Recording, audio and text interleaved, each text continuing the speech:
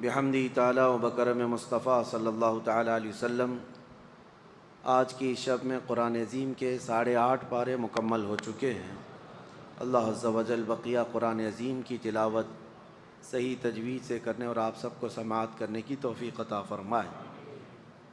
انشاءاللہ العزیز ایک اور دن لمبی تراویح کے بعد پھر آپ نارمل ہو جائیں گے انشاءاللہ۔ 1.5 پارے کی جو تلاوت ہو رہی ہے، لیکن ایک بات یاد رکھیں، یہ صرف کھڑا ہونا رمضان کی برکت ہے۔ سال بھر اتنی لمبی تلاوت نہ سننے کا موقع ملتا ہے نہ پڑھنے کا موقع ملتا ہے۔ اگر عشاء میں یا فجر میں بھی امام تھوڑی لمبی قرأت کر دیا تو لوگ چلانے لگ جاتے ہیں، اور پھر ان سے تنبیہاً کہا جاتا ہے کہ تھوڑا پیچھے والوں کا خیال کر لیا جائے۔ یہ رمضان کی برکت ہے، اللہ تبارک و تعالی اس کی برکت سے ہمیں اتنی دیر کھڑے ہونے کی توفیق دیتا ہے۔ ایک بزرگ نے فرمایا، میں تفسیر کی طرف آتا ہوں، 2 آیتیں ہیں۔ مغرب کی نماز میں امام صاحب نے تھوڑی لمبی قرأت کر دی، تو جو اتفاق ایسا تھا کہ جو شہر کے حاکم تھے، گورنر صاحب تھے، یہ بغداد کی بات، وہ نماز میں تھے پیچھے، تو لمبی قرأت بھاری پڑ گئی نیتا جی کو، تو انہوں نے سلام پھیرنے کے بعد، عربی جانتے تھے، کہا کہ کون سی نماز اتنی لمبی پڑھا دیتے ہو آپ، لوگوں کے کام کاج رہتے ہیں۔ تو امام صاحب نے معافی طلب کر لی، کہا کہ ٹھیک ہے ہلکی قرأت کروں گا۔ وہ حاکم وقت جو تھے وہ اس وقت وہیں پر تھے، عشاء کی نماز کا وقت ہوا، امام صاحب نے پہلی رکعت میں 1 آیت، دوسری رکعت میں 1 آیت پڑھی، عشاء میں آیت پڑھی 22ویں پارے کی، جو سورۃ الاحزاب کی آخری آیتوں میں سے، وَقَالُوا رَبَّنَا إِنَّا أَطَعْنَا سَادَتَنَا وَكُبَرَاءَنَا فَأَضَلُّونَا السَّبِيلَ، رکوع کر دیا۔ دوسری آیت تھی رَبَّنَا آتِهِمْ ضِعْفَيْنِ مِنَ الْعَذَابِ وَالْعَنْهُمْ لَعْنًا كَبِيرًا، رکوع کر لیا۔ آپ کو نہیں سمجھ میں آئے گا، جو نماز پڑھنے والے تھے وہ اہل عرب تھے، وہ جانتے تھے۔ پہلی رکعت میں امام صاحب نے ایک آیت پڑھی، جس کا مطلب یہ تھا، قرآن میں ہے، پچھلے زمانے کی ایک قوم کا ذکر ہے کہ ان کو جب پکڑا جائے گا قیامت کے دن تو وہ کہیں گے، اے ہمارے رب، ہمارے بڑوں کی ہم نے پیروی کی، انہوں نے ہمیں گمراہ کر دیا، ہمارے بڑے حاکموں کی ہم نے پیروی کی، انہوں نے ہمیں گمراہ کر دیا۔ اللہ اکبر۔ دوسری رکعت میں دوسری آیت تھی اس کے بعد، ربنا آتِہم ضِعْفَيْنِ مِنَ الْعَذَابِ وَالْعَنْهُمْ لَعْنًا كَبِيرًا، اے ہمارے رب ان بڑوں کو تو ڈبل عذاب دے اور خوب لعنت بھیج۔ اللہ اکبر۔ یہ جو جنہوں نے نماز پڑھی انہیں تو پتہ تھا۔ سلام پھیرنے کے بعد حاکم وقت نے کہا، امام صاحب پہلے جیسے پڑھتے تھے ویسے ہی پڑھو، ورنہ ہر رکعت میں بد دعا حاکموں کو ہی ہوتی رہے گی۔ بہرحال ایک عمدہ نفیس بات تھی، میں نے آپ کے سامنے ذکر کیا۔ ہم نے آج تلاوت کیا ہے سورۃ الاعراف، سورۃ الاعراف اور سورہ انعام کا کچھ حصہ 8ویں پارے میں۔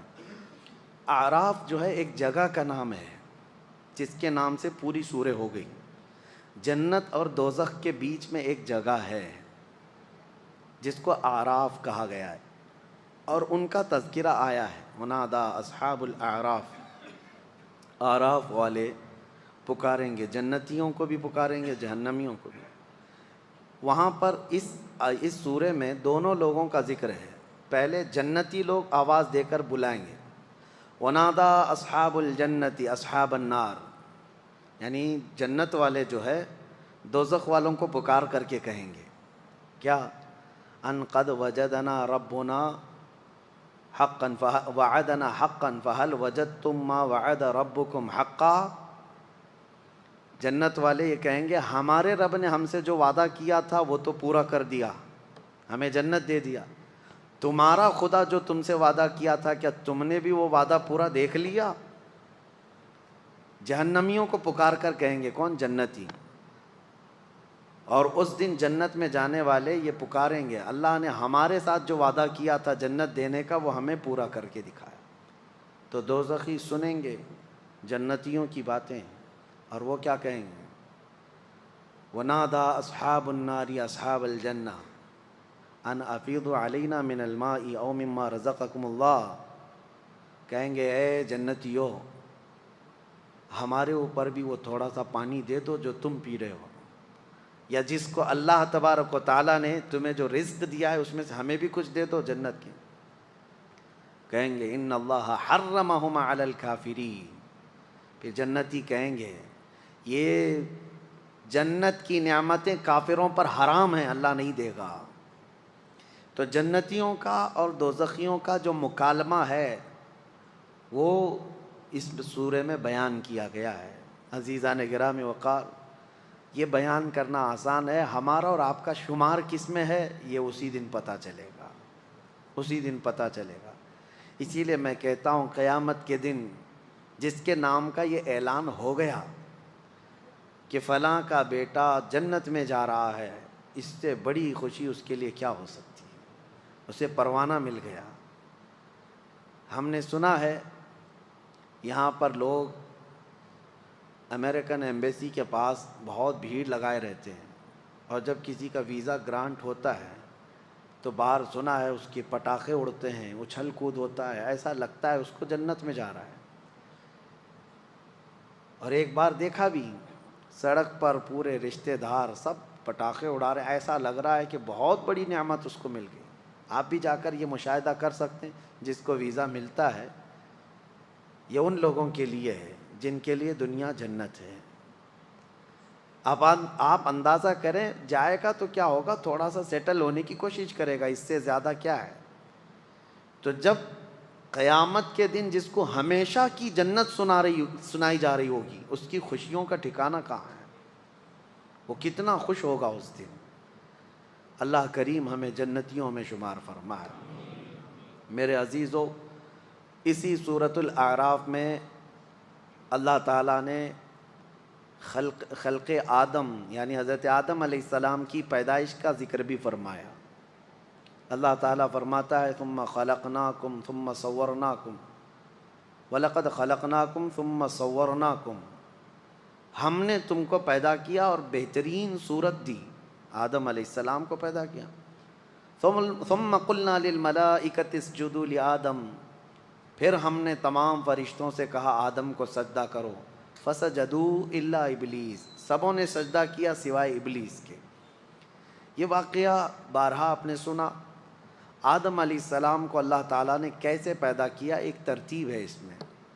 زمین کی مختلف جگہوں کی مٹی اٹھائی گئی، ہر جگہ کی مٹی اٹھائی گئی اور گوندھا گیا، اور اس کو جنتی پانی سے گوندا گیا، اور پھر اس کو جو شکل دی وہ اللہ تعالیٰ کی مرضی سے۔ انسان کی جو شکل ہے وہ کسی اور کو نہیں دی گئی ہے۔ اچھا ایک بات میں آپ کو بہت نقطے کی بتاؤں، یہ جو شکل ہے نا ہماری، آپ کی، میری، سارے انسانوں کی، دوزخیوں کو جب ڈالا جائے گا دوزخ میں اس شکل کے ساتھ نہیں ڈالا جائے گا، یہ شکل اللہ کو پسند ہے۔ آپ کو میں بتاؤں اس شکل کے ساتھ کوئی بھی جہنم میں نہیں جائے گا، جہنمی کی شکل ہی الگ ہے۔ حضور صلی اللہ علیہ وسلم نے فرمایا جہنمی کی شکل کہ اگر وہ بیٹھ جائے مکہ اور مدینے کے درمیان جو مسافت ہے وہ پوری گھیر لے گا، یعنی 450 کلومیٹر کا چوڑا ہوگا۔ 425 کلومیٹر مکہ اور مدینے کے درمیان ہے۔ حضور فرماتے ہیں ایک جہنمی اتنا چوڑا ہوگا، اتنا بڑا اونچا ہوگا۔ عذاب بھی تو چکنا ہے، یہ چھوٹے جسم کو کیا عذاب ہو، بڑا بنایا جائے گا اور اس کو عذاب چکھایا جائے گا۔ اس کے کانوں کے بارے میں کہا گیا ہے کہ ایک ایک پہاڑ کے برابر تو ایک کان ہوں گے اس کے۔ شکل بہت الگ ہوگی دوزخ میں جانے کی۔ اب ایک بہت نفیس بات میں آپ سے کہہ رہا ہوں، کیا ہی عمدہ بات کہی مفسرین نے کہ آخر اس شکل میں کیوں نہیں ڈالا جا رہا ہے۔ فرمایا گیا اس لیے کہ اللہ کے محبوب کی بھی یہی شکل ہے، اور اللہ اپنے محبوب کے مثل شکل کو دوزخ میں ڈالنا نہیں چاہتا، شکل بدل دی جائے گی۔ لیکن میرے عزیزو ایک بات خلقت آدم کو ذکر کرنا ہے تو یہاں ایک چھوٹی سی بات ایولیوشن کے متعلق بھی عرض کر دوں۔ ڈاروینزم آپ کو پتہ ہے، ایک سائنٹسٹ ہے جس نے ایک تھیوری لوگوں کے سامنے پیش کی، اور کچھ انت بھگت ہیں آنکھ بند کر کے یقین کرتے ہیں کہ ہم بندر کے بچے ہیں۔ ہاں، ترقی کرتے کرتے اب یہ انسان ہو گئے، اور اس پر ان کا ایسا یقین ہے کہ پہلے جو تھے بندر تھے، اور بندر سے پیدا ہو کر کے، یہ پڑھا ہوگا نا اپنے سائنس میں، تاریخ میں، ہسٹری میں کہیں تو پڑھا ہوگا، ڈاروین کا نظریہ۔ ڈاروین کتنے سال پرانا ہے، لیکن اس کے نظریے کو آج پوری دنیا میں پھیلا دیا گیا۔ یہ اور بات ہے کہ اس کا نظریہ ابھی باطل بھی قرار دیا بعض لوگوں نے، اس کو انکار بھی کر دیا گیا ہے۔ امریکہ کے بڑے بڑے سینئر اداروں کے اندر اس نظریے کو باطل بھی قرار دیا جا رہا ہے، لیکن آج ہمارے ملک میں بھی اور کئی جگہوں پر اس پر لوگ جمے ہوئے ہیں کہ نہیں، بندر کی اولاد ہے۔ پہلی بات تو جواب یہ ہے کہ الحمدللہ ہم آدم کی اولاد ہیں۔ ہم کس کی اولاد ہیں؟ آدم علیہ السلام کی۔ بندر والوں کو میں کہتا ہوں، پوچھتا ہوں کہ ایک بار ایولیشن ہوا، یعنی بندر تھا ان کا دادا، اور اولاد جو ہے بڑھتے بڑھتے بڑھتے انسانوں کی طرح ہو گئی، تو یہ پروسیس کنٹینیو کیوں نہیں ہو رہا ہے؟ یعنی ایک ہی بار بندر سے انسان پیدا ہو گیا، اب انسان سے گھوڑا کیوں نہیں پیدا ہو رہا ہے؟ اب انسان سے کوئی کتا بھی ہو جائے؟ بات سمجھ میں آ رہی ہے؟ اس تھیوری کو انہوں نے آج تک پیش نہیں کیا، وہ بھی بغیر دیکھے اس پر یقین کرتے ہیں۔ یہ بات میں آپ کو اس لیے عرض کر رہا ہوں، بڑے تمطراق سے کچھ ایتھیسٹ بھی اس طرح کے سوالات کرتے ہیں، ملحد لوگ، ناستک لوگ، جن کو دین دھرم سے کوئی تعلق نہیں، لیکن سائنس ان کا خدا ہے، سائنس کی ہر بات کو مانتے ہیں۔ سائنس نے ان کو کہا ہے، یا ایک سائنٹسٹ نے کہا ہے کہ بندر کی تھے پہلے تمہارے پروج، اور بڑھتے بڑھتے پھر یہ انسان کی شکل ہو گئی، دم غائب ہو گئی، یا پھر جیسے جیسے یہ ترقی یافتہ بندر ہے ان کے نظریے کے مطابق۔ نہ انہوں نے یہ ہوتے ہوئے دیکھا، ایولیشن ہوتے ہوئے دیکھا ہے، بندر سے یہ ہوتے ہوئے دیکھا، لیکن کسی کی بات مان رہے ہیں۔ ان ظالموں سے میں یہ پوچھتا ہوں، تم بھی آنکھ بند کر کے ایک سائنسدان کی بات کو مان لیتے ہو، اور پھر ہم سے پوچھتے ہو کہ جنت اور دوزخ کہاں ہے اور اللہ کہاں ہے؟ ہم نے بھی محمد الرسول اللہ کی بات آنکھ بند کر کے تسلیم کی۔ فرق کیا ہے؟ ہمارے اوپر وہ یہ بلیم کرتے ہیں کہ انہوں نے، مسلمانوں نے کچھ دیکھا نہیں، جنت دیکھا نہیں، دوزخ دیکھا نہیں، لیکن مان رہے ہیں۔ تم نے کون سے تمہارے پروجوں کو دیکھا کہ بندر تھے؟ نہیں دیکھا، لیکن مان رہے ہیں۔ بہت سارے نظریے ایسے ہیں۔ ابھی آپ سے میں سوال کرتا ہوں، دنیا اسکوائر ہے یا گول ہے؟ پرتھوی، زمین گول ہے؟ سب مانتے ہیں۔ کون کون جا کر دیکھا ہے؟ دیکھا کوئی نہیں ہے، لیکن مان رہے ہیں۔ جنہوں نے دیکھا وہ سائنسدان لوگ ہیں، یا انہوں نے سیٹلائٹ کے ذریعے سے مشاہدہ کیا اور دنیا کو یہ بتایا کہ زمین راؤنڈ ہے، گول ہے۔ اب اس کی بات پر یقین ہے، اس کے آلے پر، اس کی مشین پر یقین ہے، باقی پریکٹیکلی دیکھنے کے لیے ابھی کچھ ہے نہیں ہمارے پاس، کہاں جا کر کے دیکھیں گے کہ راؤنڈ ہے کہ اسکوائر ہے، کیسی ہے، لیکن مان رہے ہیں آپ۔ فرق اتنا ہی ہے، وہ ظالم بھی آنکھ بند کر کے مانتے ہیں سائنس کی بات کو، لیکن الحمدللہ ہم اس محمد الرسول اللہ کی بات کو جب مانتے ہیں جو اللہ کا سب سے محبوب نبی ہے، اور ایسی خبریں اس رسول نے ہمیں دی ہیں جو 1400 سال کے بعد وقوع پذیر ہو رہی ہیں، تو کیوں ہم رسول کریم صلی اللہ تعالیٰ علیہ وسلم کی باتوں کو یقین نہ کریں؟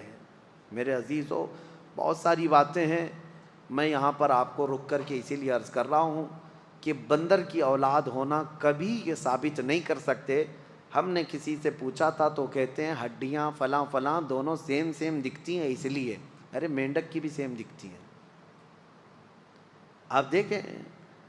اور آپریشن کے لیے اکثر جو پریکٹس کے لیے میڈیکل لیب وغیرہ میں مینڈک کو استعمال کیا جاتا ہے، چوہے کو استعمال کیا جاتا ہے، تو کیا صرف 2 پیر ہو جانا، 2 ہاتھ ہو جانا یا پھر ریڑھ کی ہڈی ہونا یہ سیم ہونے کی علامت ہے؟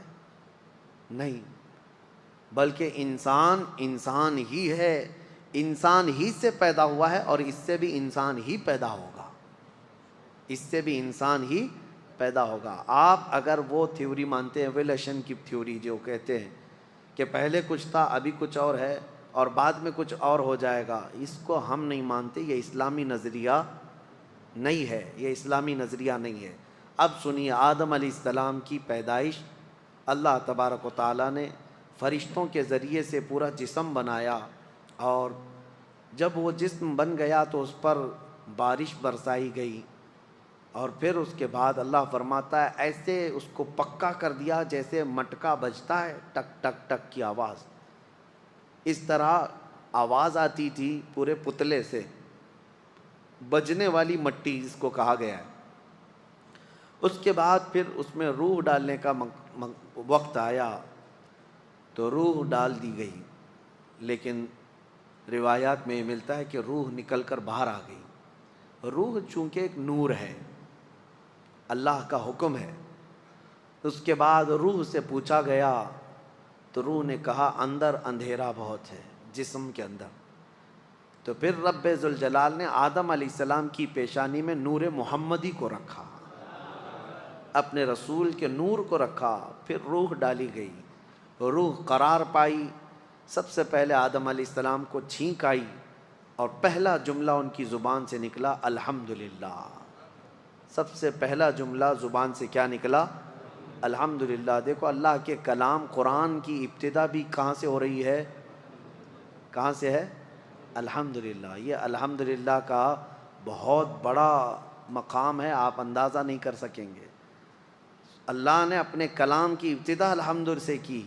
انسان کی زبان کا پہلا کلمہ بھی کہاں سے ہوا ہے؟ الحمدللہ۔ آپ کی نمازیں بھی جو شروع ہوتی ہیں الحمدللہ سے شروع ہوتی ہیں۔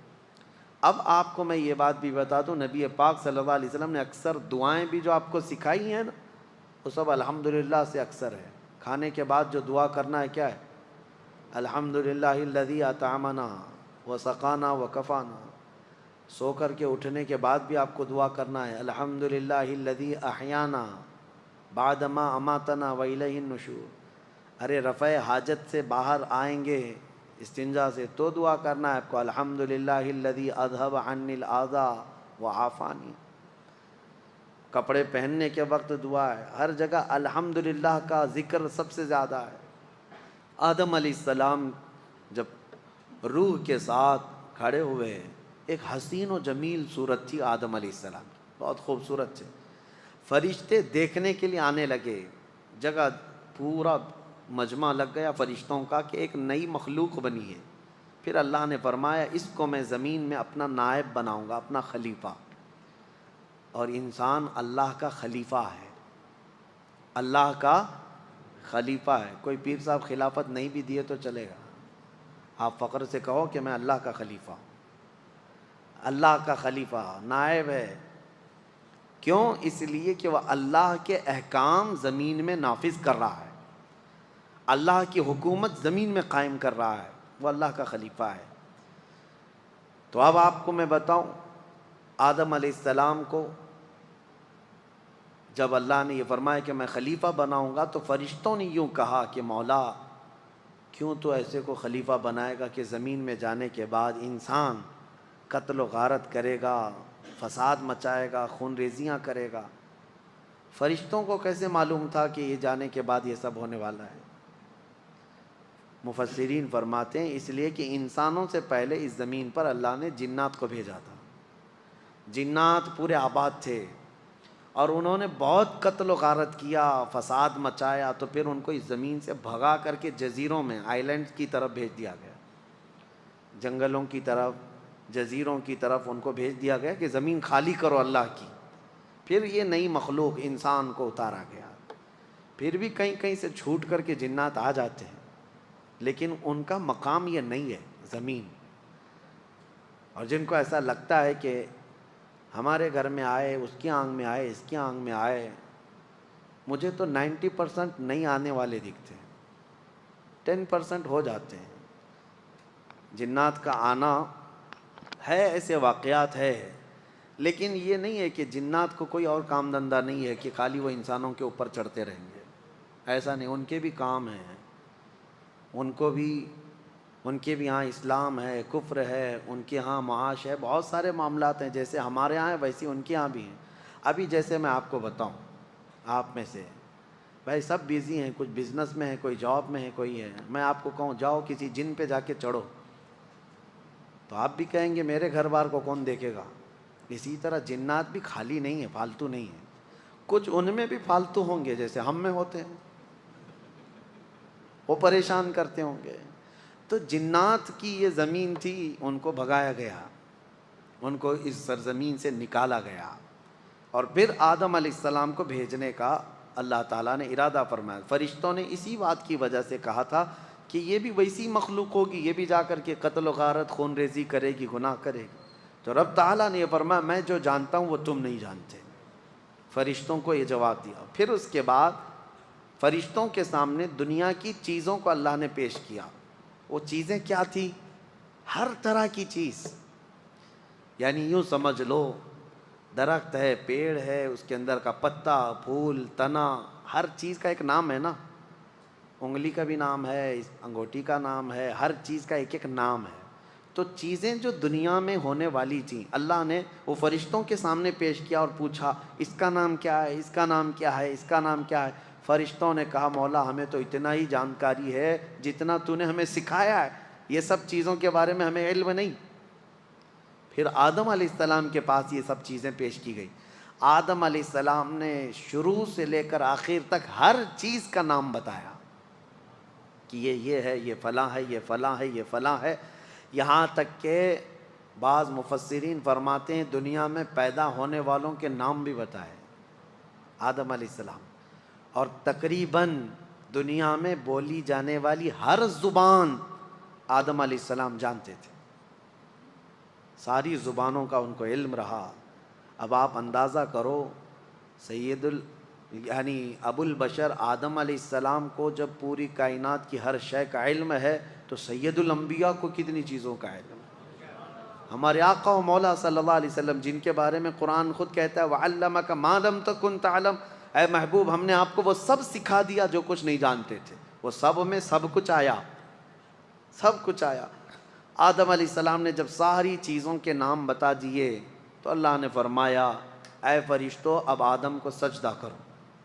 یہ سجدہ تعظیم کا سجدہ تھا, سب سجدے میں گر گئے. جانتے ہیں یہ سجدہ کتنا لمبا تھا؟ یہ سجدہ 500 سال کے قریب کا تھا. فرشتوں کا سجدہ. اٹھے لیکن ابلیس کو کھڑا ہوا دیکھا تو دوبارہ سجدے میں چلے گئے. فرشتے شکر میں کہ مولا ہم تو گمراہوں میں سے نہیں ہیں, جو تو نے حکم دیا ہم اس کی پیروی کر گئے. دوبارہ فرشتے سجدے میں گئے. اب ابلیس کھڑا رہ گیا. اللہ نے اس سے پوچھا کیوں تو نے سجدہ کیوں نہیں کیا؟ اس نے جواب میں کہا انا خیر منہ, میں اس سے بہتر ہوں آدم سے. مجھے تو نے آگ سے بنایا اور اس کو مٹی سے بنایا. آگ اوپر ہوتی ہے, مٹی نیچے ہوتی ہے. تو یہ جو چیزیں ہیں غرور اور انا شیطان کو تباہ کر دیا. اللہ نے فرمایا تو نے جو تکبر کیا جس کی وجہ سے ہمیشہ کے لیے تجھے مردود قرار دیا جاتا ہے, تو نکل جا. ابلیس کا نام عزازیل ہے. عزازیل اس کو معلم الملائکہ کہا جاتا ہے, فرشتوں کا استاد کہا جاتا ہے. اس نے عبادت اتنی کی ہے کہ اس کے سجدے اگر روئے زمین پر پھیلا دیے جائیں تو ایک رائی کے دانے کے برابر بھی جگہ باقی نہیں ہوگی, اتنے سجدے ہیں ابلیس کے. لیکن سب ختم کر دیے گئے. نبی کی حرمت اور نبی کی عظمت کا انکار شیطان بنا دیتا ہے. آج بھی میں آپ کو بتا دوں ابلیس شیطان اللہ کا انکاری نہیں ہے, وہ اللہ کو مانتا ہے, وہ اللہ کی عبادت بھی کرتا تھا, لیکن انکاری کس کا تھا؟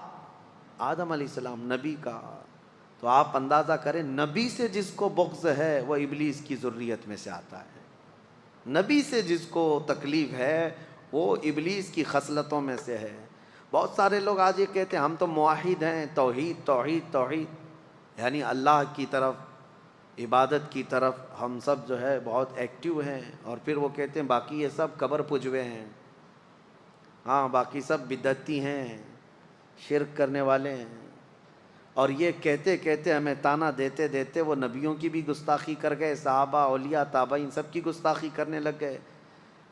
اللہ کو ایک ہم بھی مانتے ہیں، اللہ کی عبادت ہم بھی کرتے ہیں، ایاک نعبد و ایاک نستعین پر ہم مکمل عمل کرتے ہیں۔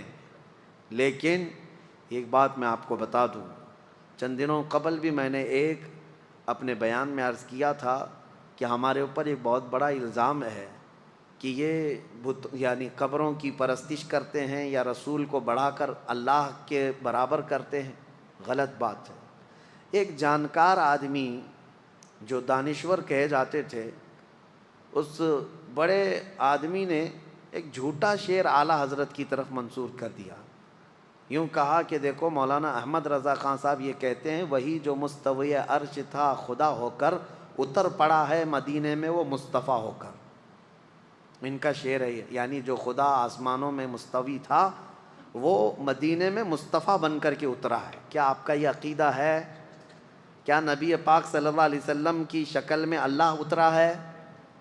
ایسا اگر کوئی عقیدہ رکھتا ہے تو ہم اس کو مشرک کہتے ہیں۔ حلول کا عقیدہ ہمارا نہیں ہے، یہ اعلیٰ حضرت کا شعر ہے ہی نہیں، لیکن تم تراق سے کچھ لوگ ان کی طرف منسوب کر کے اور اس پہ بھی بڑے بڑے بیانات بھی دے جاتے ہیں۔ بیچاروں کے علم کی کمی ہے۔ میں آپ کو بتاؤں، امام اہل سنت فاضل بریلوی نے حلول کا عقیدہ تو چھوڑو، قبروں کے سامنے جھکنے کو منع فرمایا، قبر سے 4 قدم دور کھڑے ہونے کا حکم دیا، قبر کو چومنے سے بھی منع کیا، سجدہ تو دور کی بات ہے، چومنے سے بھی منع کیا، دور کھڑے رہے۔ عبادت ہمارے ہاں صرف اور صرف اللہ رب العزت کی ہے، صرف اللہ رب العزت کی ہے۔ نبی پاک صلی اللہ تعالیٰ علیہ وسلم کی ہم عظمت کرتے ہیں۔ اب میں آپ کو بتاؤں ان میں اور ہم میں فرق اتنا ہی ہے کہ وہ توحید کے نام پر نبی کو گرا دیتے ہیں، لیکن ہم کیا کہتے ہیں؟ میں مانتا ہوں اے عقل والو میرا محمد خدا نہیں ہے، مگر دلوں میں یہ نقش کر لو کہ وہ خدا سے جدا نہیں ہے۔ یہ ہمارا، ہم نبی اکرم صلی اللہ تعالیٰ علیہ وسلم کی عظمت کو دل و جان سے تسلیم کرتے ہیں۔ اسی لیے اعلیٰ حضرت نے فرمایا ہے مومن وہ ہے جو ان کی تعظیم پہ مرے دل سے، مومن وہ ہے جو ان کی تعظیم پہ مرے دل سے۔ نجدی بھی تو کرتا ہے تعظیم مرے دل سے، نجدی بھی تو کرتا ہے تعظیم، دونوں جگہ مرے دل کا مطلب سمجھ گئے نا؟ ہاں ہوشیار لوگ ہیں، سمجھ جائیں گے۔ ابلیس نے سجدہ نہ کر کے ہمیشہ کے لیے مردود ہونا قبول کر لیا۔ اب سنو، اللہ فرماتا ہے میں تجھے وقت دیتا ہوں قیامت تک کا۔ اس نے کہا فَبِمَا أَغْوَيْتَنِي لَأَقْعُدَنَّ لَهُمْ صِرَاطَكَ الْمُسْتَقِيمَ، مولا میں تیرے سیدھے راستے پر بیٹھ جاؤں گا، اور جو اس راستے سے گزرے گا میں دائیں بائیں آگے پیچھے سے آ کر کے اس کو گمراہ کروں گا۔ اللہ تعالیٰ نے فرمایا ٹھیک ہے تو گمراہ کرتے رہے، لیکن اللہ فرماتا ہے لَأَمْلَأَنَّ مِنْكَ وَمِمَّنْ تَبِعَكَ، یعنی جہنم کو میں تجھ سے اور تیرے پیروکاروں سے بھر دوں گا، اللہ نے فرمایا۔ اب یاد رکھو میرے عزیزو، جو ابلیس کے پیچھے چلا اللہ اس سے دوزخ کو بھر دے گا۔ اب اس نے سٹارٹنگ کہاں سے کیا؟ شروعات کہاں سے کی؟ آدم علیہ السلام کو پیدا کرنے کے بعد اللہ نے آدم علیہ السلام کو جنت میں رکھا۔ جنت میں ہمارا اصلی گھر کہاں ہے؟ ہمارے باپ کا گھر جنت ہے، اصلی گھر وہی ہوتا ہے نا، باپ کا گھر۔ آدم علیہ السلام جنت میں تھے، لیکن ایک بے قراری تھی، اکیلے تھے، انسان اکیلا نہیں رہ سکتا، تو اللہ تعالیٰ نے ان کی بائیں پسلی سے ایک عورت پیدا کیا جو ہماری ماں ہے، حضرت حوا۔ آدم علیہ السلام جب انہیں دیکھتے ہیں حوا کو، جنت میں پیدا ہوئی عورت، عورت کہاں پیدا ہوئی ہے؟ جنت میں پیدا ہوئی ہے۔ جنت کی نعمتیں جتنی حسین ہیں، اسی لیے دنیا میں اسے حسن دیا گیا ہے۔ آدم علیہ السلام اس کی طرف بڑھنے لگے تو رب تعالیٰ نے فرمایا تمہارے لیے ابھی حلال نہیں، اس کا مہر دو۔ تو مہر دینا جنتی قانون ہے، یہ جنتی قانون۔ آدم علیہ السلام نے پوچھا مولا یہاں کیا مہر دوں؟ رب تعالیٰ نے فرمایا تمہاری اولاد میں اخیر زمانے میں میرا ایک محبوب نبی پیدا ہوگا، محمد صلی اللہ علیہ وسلم، زمین میں آسمانوں میں احمد، ان پر 20 بار درود بھیجو تمہارا مہر ادا ہو جائے۔ آدم علیہ السلام کا مہر کیا تھا؟ درود مصطفیٰ، حضور اکرم صلی اللہ علیہ وسلم پر درود بھیجا۔ اب حضرت حوا اور آدم علیہ السلام ساتھ ساتھ رہ رہے تھے، اچھے خاصے رہ رہے تھے، لیکن ایک آرڈر تھا ان کو دونوں کو، لا تقربا ہذہ الشجرہ، ایک درخت کی طرف اللہ نے حکم فرمایا تھا اس کے قریب مت جانا۔ وہ درخت جنت میں ہے لیکن اللہ کی حکمت، منع کیا گیا تھا قریب مت جانا اس درخت کے، اگر جاؤ گے تو پھر غلط ہو جائے گا، غلط ہو جائے گا، تو وہ نہیں جاتے تھے۔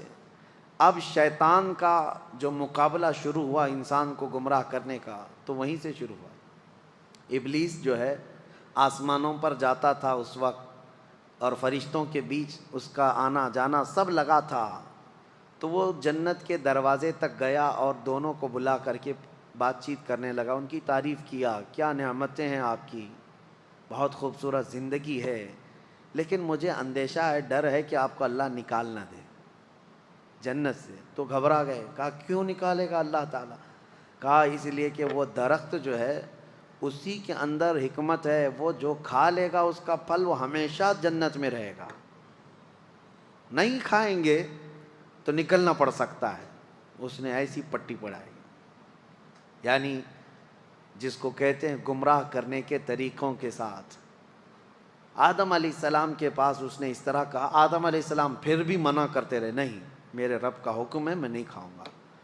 لیکن بی بی حوا نے کہا آپ نہیں کھائیں گے، میں توڑ کے لاتی ہوں، میں توڑ کے لاتی ہوں، پھل کھا لیں گے دونوں۔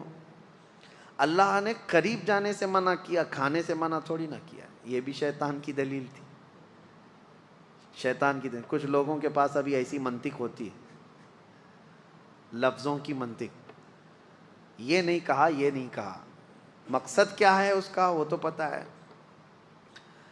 تو حضرت حوا نے کہا میں توڑ کر کے لاتی ہوں، وہ توڑ کر کے لے بھی آئی۔ وہ کس چیز کا پھل تھا واللہ عالم، درخت سے پھل لے کر کے آئی۔ آدم علیہ السلام نے آدھا کھا لیا، وہ بھی آدھا کھا لی، جیسے ہی کھائے ان کے کپڑے اتر گئے، جنت میں ہی سے لباس اتر گیا پورا۔ وہ گھبرائے بہت زیادہ، شیطان اپنا کام کر چکا تھا، وہ چلا گیا۔ تو وہاں تو درخت تھے جنت کے، ان درختوں سے انہوں نے پتے لیے اور اپنے جسم کو چھپایا، درختوں کے پتوں سے اپنے جسم کو چھپایا۔ اتنی ہی دیر گزری تھی، قہار و جبار خدا کا اعلان ہو گیا، اہبطوا منہا جمیعا، اس جنت سے تم سب کے سب نکل جاؤ، زمین میں جاؤ۔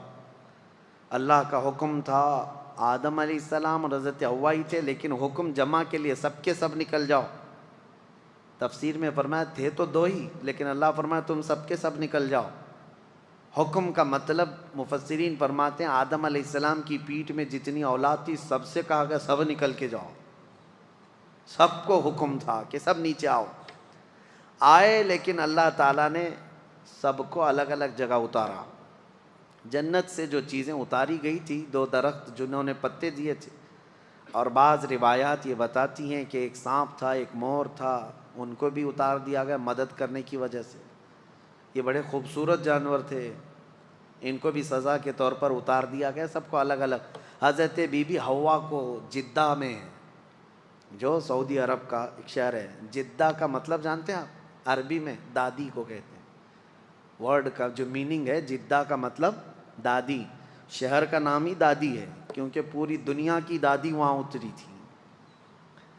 اور حضرت آدم علیہ السلام کو ہندوستان میں اتارا گیا، سب کو الگ الگ، ایک درخت کو ادھر ایک درخت کو ادھر، اور آپس میں سب کے دشمنیاں بھی ڈال دی گئیں۔ ابلیس کو بھی بھیج دیا گیا، اب اس کے بعد اس کو وہاں جانے پر پابندی لگا دی گئی، اب تو جنت کے قریب بھی نہیں آئے گا، فرشتوں کے بیچ میں بھی نہیں آئے گا، اب جب بھی وہ جانے کی کوشش کرتا ہے فرشتے اس سے مار کے بھیجتے ہیں. جو تارا ٹوٹنے کی جو چیزیں نظر آتی ہیں اس کو کہا گیا ہے یہ جو ستارہ ٹوٹنا شہاب ثاقب ہے یہ فرشتوں کی مار ہے. جو شیطان اوپر جانے لگتا ہے تو اسے مار کے بھیجتے ہیں. کیوں جاتا ہے وہ بھی میں بتاؤں. وہ اپنے مریدوں کو کچھ خبریں لے کر آنے کے لیے جاتا ہے. اس کے جو بابا لوگ ہیں, جوتش لوگ ہیں, چٹی والے بھی ہیں,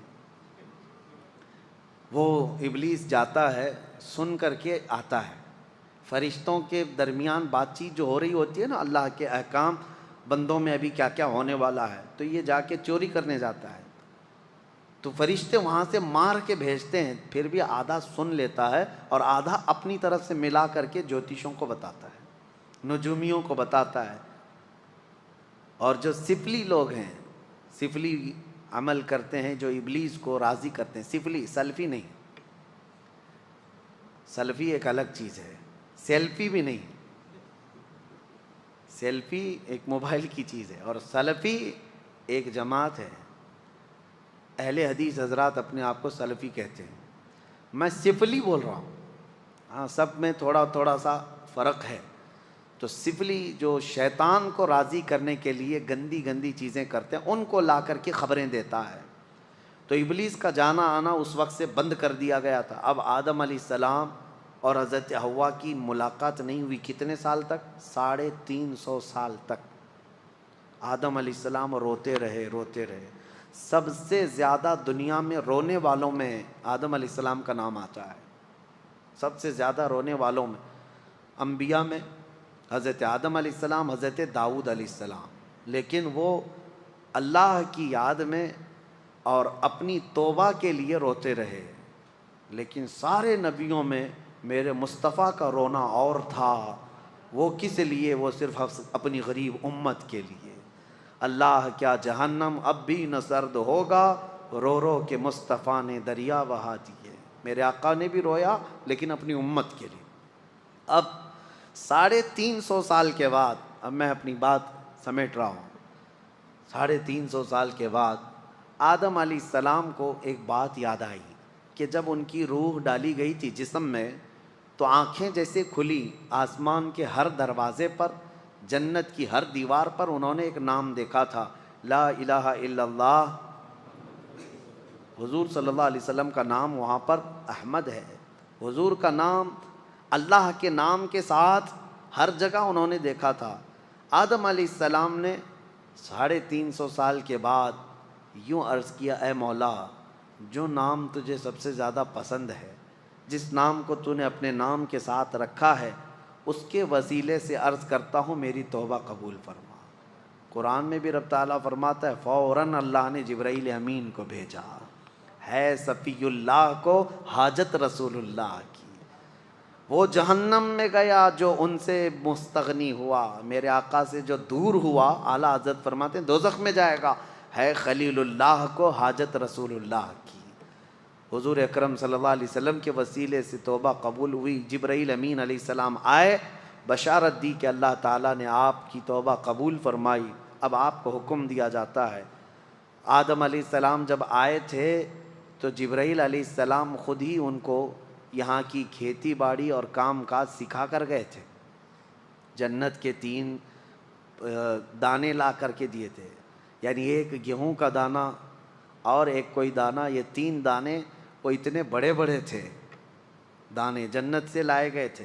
اور وہ بو کر کے اس کی کھیتی اور اس کی فصل اگا کر کھانے پینے کے طریقے ساری چیزیں آدم علیہ السلام کو وہ دے کر کے گئے تھے. اور یہ روایت میں ملتا ہے جنت کا آیا ہوا دانہ بہت بڑا تھا, اور پہلے کے دور میں اناج بڑے ہوتے ہوتے چھوٹے چھوٹے, اس میں ایولیشن ہوا ہے. اب جو گیہوں کا دانہ وہ پکڑنے میں بھی نہیں ملتا. فرمایا گیا کہ جیسے جیسے انسانوں کے گناہ بڑھتے ہیں اناج گھٹتا جاتا ہے, یعنی ان چیزوں کی مقدار میں کمی آنے لگ جاتی ہے. یہ آخری دور میں گیہوں تو گیہوں, انسانوں کے قد بھی چھوٹے ہو جائیں گے. پہلے لوگ 8-8 10-10 فٹ کے ہوتے تھے, اور آدم علیہ السلام کی ہائٹ تو 60 فٹ کی تھی. 60 فٹ اتنی لمبی بتائی گئی ہے. تو پہلے کے دور کے بعد یہ جو گھٹتی ہوئی آئی ہے لیکن ایک بات پھر میں بتا دوں، کوئی کنفیوز نہ ہو، اس تھیوری پہ نہ چلے جائے کہ انسان اب بدل گیا. نہیں، انسان ہی تھا، انسان ہی ہے آج بھی. پہلے یہ اور بات ہے کہ ہائٹ بڑی تھی، جسم بڑا تھا، لیکن زمانے کے مرور ایام کے ساتھ ساتھ انسانوں کی ہائٹ کم ہوتی رہی. اور میرے آقا نے فرمایا قیامت کے قریب یہ لوگوں کے قد بھی کم ہوتے چلے جائیں گے. اب قریب اور قیامت کے ناٹے لوگ ہی رہیں گے. ہاں، اور یاجوج ماجوج کی جو شکل بتائی گئی وہ بھی بہت چھوٹی چھوٹی قد کے ہوں گے، جیسے چائنیز ہوتے ہیں. ہاں، ان کی آنکھیں چھوٹی چھوٹی ہوں گی، جیسی ان کی شکل ہے، لال رنگ کے ہوں گے. یہی شکل بتائی گئی ہے. اور پوری دنیا گھومیں گے، ہر چیز کھا جائیں گے جیسے چائنیز کھاتے ہیں. ہاں، یہ اس لیے بھی میں بول رہا ہوں کہ بعض جو دانشور ہیں، ایک امریکہ کے بڑے ڈاکٹر ہیں، انہوں نے کہا میری تحقیق کے مطابق یاجوج ماجوج آ گئے، وہ چائنیز ہی ہیں. دنیا میں سب سے زیادہ تعداد بھی ان کی ہے، اور سب سے زیادہ دنیا میں پھیلے بھی وہی ہیں، اور ہر چیز، ہر کیڑا مکوڑا سب کھاتے بھی وہی ہیں. لیکن ایسا نہیں ہے. یاجوج ماجوج ایک قوم ہے، وہ آئے گی، لیکن وہ اتنے سالوں تک چائنا کی طرح جیتی نہیں رہے گی. ہاں، وہ فساد مچائیں گے، لیکن چند دنوں کے بعد اللہ تعالیٰ ان کی گردن میں ایک کیڑا پیدا کرے گا. کوئی وائرس ہوگا اس زمانے کا، کوئی کورونا آئے گا، اور اس سے وہ ایک ساتھ پورے کے پورے ہلاک ہو جائیں گے. اور جو ڈاکٹر صاحب امریکہ کے جو میں کہہ رہا ہوں، وہ بڑے دانشور ہیں، مسلم اسکالر ہیں. ان کی تھیوری کے حساب سے انہوں نے جو کہا یاجوج ماجوج یہ چائنیز ہی ہیں، اس اعتبار سے شاید کورونا بھی چائنا میں آیا، ان کے اور یقین ہو گیا ہوگا، ان کو اور یقین ہو گیا ہوگا کہ حدیث میں جو کہا گیا، اچھا یہ جو وائرس آیا یہ گردن میں ہی زیادہ پکڑتا تھا، ان کو اور زیادہ یقین ہو گیا ہوگا. لیکن یقین ان کو اس وقت فیل ہو جانا چاہیے کہ چائنیز مرے زیادہ نہیں ہے. لیکن یاجوج ماجوج پوری کی پوری قوم ختم ہو جائے گی. بہرحال بات ادھر ادھر نہ جائے، قد جو ہے کم ہوتا چلا جائے گا قیامت کے قریب. آدم علیہ الصلاۃ والتسلیم کی خلقت کا یہ پورا واقعہ آج سورۃ الاعراف میں ہم نے ملاحظہ کیا ہے. اللہ کریم ہم سب کو قرآن عظیم کی ہر آیت پر عمل کی توفیق عطا فرمائے. حکم یہ ہے اللہ تعالیٰ کا کہ یہ واقعہ بیان کیوں کیا گیا؟ اس لیے کہ اللہ فرماتا ہے کہ شیطان آج بھی ہے جو دور سے تمہیں دیکھ رہا ہے. کہیں جیسے تمہارے باپ اور تمہاری ماں کو اس نے جنت سے نکالا تھا، ایسے ہی دنیا میں تمہیں اللہ اس کی رسول کی رضا سے باہر نہ کر دے. تم ہمیشہ الرٹ رہو، اس کے کسی داؤ کو اپنے اوپر حاوی ہونے نہ دینا. ہمیشہ ایک بات یاد رکھنا، ہم جنت سے آئے تھے، ہم جنت میں ہی جائیں گے انشاءاللہ، اور ہمارا وہی وطن ہے. اسی کو شاعر نے کہا ہے کہ جب تو پیدا ہوا تھا تو روتا ہوا دنیا سے آیا تھا. کیوں؟ اس لیے کہ ہماری روحیں جنت میں تھی، اور جب اپنا اصلی گاؤں چھوٹتا ہے تو روتے ہوئے آتا ہے بچہ. اور شاعر نے کہا ہے اب ایسی زندگی گزار کہ جانے کے وقت سب رو رہے ہوں اور تیرے لبوں پر مسکراہٹ ہو. کیوں؟ اس خوشی سے تم مسکراتے ہوئے جاؤ کہ اپنے اصلی وطن جا رہا ہوں، اپنے گاؤں جا رہا ہوں، اور ہمارے باپ کے گھر جا رہا ہوں. اللہ کریم ہم سب کی قسمت میں جنت عطا فرمائے. رمضان کی برکت سے اللہم انا نسألک الجنت ونعوذ بک من النار. اللہم انا نسألک الجنت ونعوذ بک من النار. اللہم انا نسألک الجنت ونعوذ بک من النار. وآخر دعوانا ان الحمد للہ رب العالمین.